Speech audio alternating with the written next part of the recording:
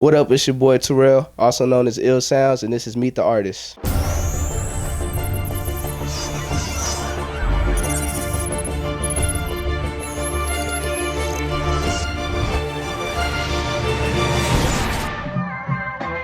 It's IllSounz if you didn't know how ill sound. I'm 17, I'm from Peoria, Illinois. I'm a music producer and audio engineer. This is what I like to do, So that's who IllSounz is.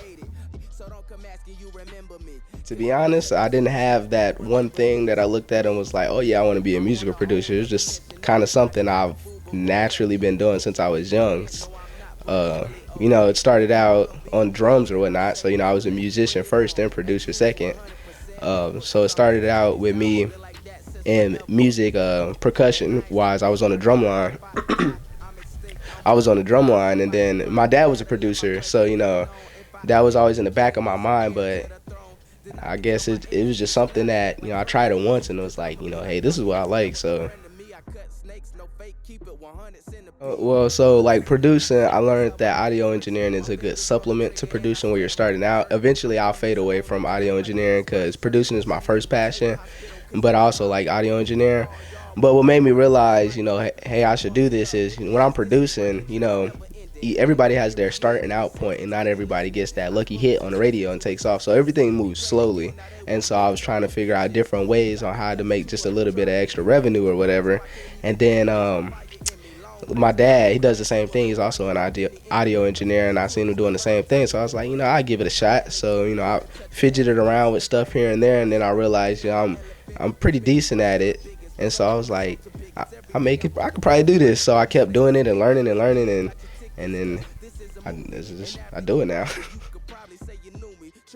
Beat maker and a producer. Okay, that's kind of hard to answer because beat makers are producers, but not in the same sense that you're asking. And beat makers obviously produce beats, but like a beat maker can solely just program sequences into the computer and then arrange it, and then that's about it. Versus a producer, they do the same thing as well, or can do the same. They do the same thing as well, but also they could do other aspects. Like I try to think of it like this. I think like the producer is like a movie producer. Like he oversees everything. So if you have an artist come in the studio or whatever, and then so like you kind of imagine it as a movie. So like you have your beat maker who's in charge of the soundtrack, but your producer is in charge of everything before that movie is released to the public. So it's like I don't really want to get into too many details because they can overlap with each other and cause confusion. But that's how I try to like draw the line between beat maker and producer. Like just see it in like the artist world, or like movie producing. It's more that they can do or whatever. And that's kind of a general breakdown, but they do overlap. Both of them overlap, so I don't want to cause too much confusion, I should say. So producers that I looked up to, Timbaland, Kanye, J. Cole, also known as Jermaine. I call him Jermaine. Those are probably Pharrell. And then more like the old school. I didn't really do too much research of old school producers, but obviously the iconic ones like, Dr. Dre, RZA, all of them, Swiss Beats, all of them people or whatever. And then I also have one that I recently got into looking up to, or I would say modeling afterwards, because it's a perfect example, and it's just recently, and it's Polo Boy. He's from Peoria, so I was like, that's pretty dope. Somebody from my same city is doing, what I want to do. So that's a recent one, and that's about it. I kind of have a couple different producers I like here and there, but those are my main ones that are like, and I want to be like them. I want to be better than them eventually, but that's who I model myself afterwards. I don't know. I think I do love them both, but I think producing, well, I know producing I love a lot more, but rapping is also fun. But I know what's natural to me is right here with all the producing stuff. But it could be a possibility, but I don't see it. I don't see it really happening, but it just may happen. You never know. You can definitely one day, hopefully, I will want to be in the same studio as Kanye. That dude's a genius. Definitely J. Cole. His tracks go stupid. And Pharrell, because he has such a musical mind that he can work with, any type of track. I mean, he could just pretty much do it all. He's a pretty good producer. So those probably my top three. Like, right now that I'll be like, yes. If they was like, hey, you want to collab? I'd be like, sure. I wouldn't even think about it. But on a local level, as I was saying before, I mentioned the local producer that I look up to, and that was Polo, of course. Actually, we already collabed, but I would definitely want to keep working with him. And I worked with KE Beats. He's like a mentor to me right now. Actually, KE Beats, K.E.Beats. You just check him out, check his stuff out. And so, those are two people that I wanted to collab with before I collabed with them, and I've gotten to collab with them, fortunately enough. And then outside of that, and I haven't really met too many other producers. Yeah, I'm pretty sure that would change because it's still early. But right now, the two that I've known beforehand that I wanted to collab with, I've gotten to. But I'm down to collab with anybody. If you're a producer and you're seeing this, just find me on social media and we definitely could collab. I'm open to anybody and everybody. So yeah. That's a really hard one because my favorite type of tracks to make are like soul type beats or R&B probably second, and then of course like I don't even know what to call it. It's not drill rap anymore. It's not really. I guess you call it trap, but I wouldn't call it that. I don't know what the new wave of hip hop is called right now, but I know what it sounds like, and that'll be my third. But I'd say for soul people, you would have to, be able to flow, not necessarily like J. Cole, but like just to be able to hear that sound and like that sound. That's my type of sound as far as soul. And for R&B, I really enjoy making like the slow, like Bryson Tiller trap soul type beats. Those are my favorite to make. And then for the rap, you know how those can vary. I can pop out a Travis Scott type beat one day, pop out a Kodak type beat another. So that always varies. But my favorite sound to make is definitely the soul instrumentals with like samples where you gotta go back and you flipping through stuff from like the 70s, 80s, 90s or whatever and stuff like that, and then recreate it. So that's my favorite type of sound.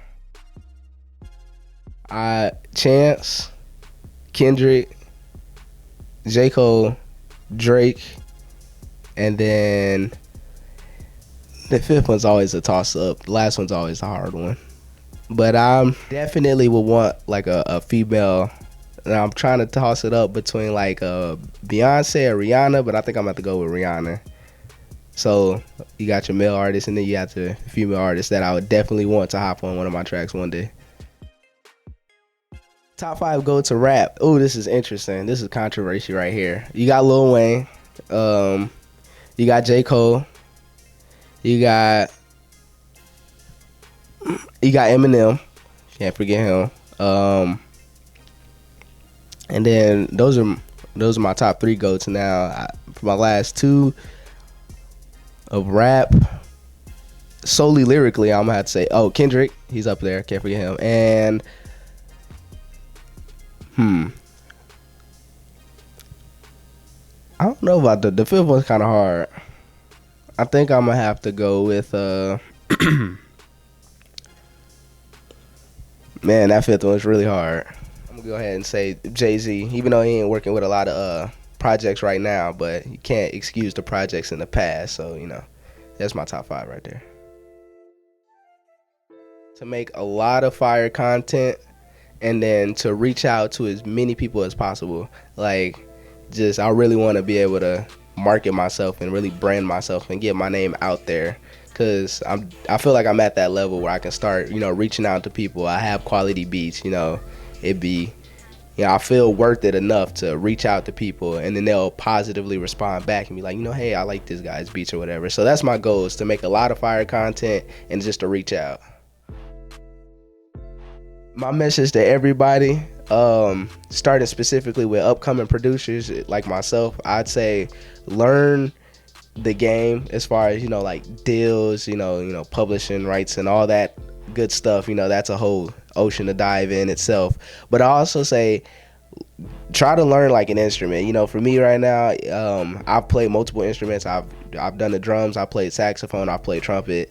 I've tried to learn a little bit of bass guitar, and then I'm currently working on my skills on the piano right now. But I think those are essential. If you're gonna be a music producer, don't neglect the first half of music producer. Learn music. Producing is easy, but if you want to stay in the game for a long time, learn what everybody else isn't. And that's the basics, the fundamentals. Then advance on those basics and fundamentals so you can become, one of the greats. So that's what I think, that's my advice for upcoming producers or whatever. And then as far as, let's say, prices, I think if you're trying to make a price, look at your platform. If you don't have a lot of people coming to you right now, don't make your prices crazy high. And prices are always changeable. Thanks to the internet, everything's digital. A couple clicks and you can change your prices. So I think like if you have dreams of being on the top, be reasonable with people. And then as you slowly build up, you have a worth. So you look at your worth, and your beats are of course worth money because that's what they are. Beats are literally money. It's a market. But you also have to know like where you're at and how you can sell your stuff. So I think look at your platform and then price accordingly. If you're making fire hot beats now, and if you stay true to what you're doing, you're gonna make fire hot beats later too. So it's like as long as you stay true to yourself, you'll build yourself, and then you can slowly increase your prices as you build your platform. So that's my advice on pricing. Not only should you keep making beats, but marketing and branding and really reaching out is also part of being a music producer. And as much as you make beats, you should be supplementing that just as much time, if not more, trying to reach out, until you get to that platform where people are hitting you up. You reach out to other people, just constantly just try to market yourself. Now, don't hit no random artist stuff and just be like, hey, I got beats, buy them. It's not gonna work. Build relationships with people, not like fake relationships, just like I'm gonna build this relationship so they can buy something from me, but genuinely build relationships, because people can they can vibe that. So like just build up genuine relationships with people, and then that's how you really start to like get a name out there. Because if you build a relationship up with one person, and then it's like a domino effect, because they can go to school one day or whatever they do, go to work or just be walking down the street, and then like they can be somehow in a conversation where producers might get brought up, and then they mention your name. Now this is two people now that know your name, and it just keeps going and going and going. So it's like one relationship can go super far. So it's like just that's my biggest message. Just build relationships and keep marketing and branding yourself as much as you make beats, and you're gonna be straight. And it takes time. Like my boy Max, aka M Keys, showing me this interview that Big Sean did where he quoted a relationship is more than any dollar, which is true. So I think you can go as far as you want to, but it's all about how you approach the game. And you gotta come with a work ethic that's beyond any 9-to-5 job. You got people out here that are laborers, but this is all a mental game. So like we're like construction workers, except with our minds, to be honest. And so just authentically do stuff, and then don't take stuff for granted. Like this can become like what you want to do for life, and it's fun. Not a lot of people get that opportunity. So like when there's a day where you get up and you feel like, oh, I don't want to make a beat. Nah, go do that beat and finish it. Even if it's trash, just try to complete it as many as possible. It's not always possible. Actually, it's possible. It's as possible as you make it or whatever. But I mean, yeah, that's the biggest message. Just make relationships, brand and market yourself as much as you make beats. Just always got to keep working, and that's about it. All right, look, so this is my Twitter right here, and then underneath it, you got my Instagram, And then right underneath that, you got YouTube. And then right underneath that, what's my last social media? What else? Oh, you got Facebook. And you can find me at all of those at IllSounz, IllSounz. Just hit me up and let's make moves. This is IllSounz. You just tuned in to meet the artist. It's IllSounz if you didn't know how ill sound. I'm so tired of me being underestimated. I put in work so then I can respond, yes I made it. So I can shut them up of all that talk because I hate it.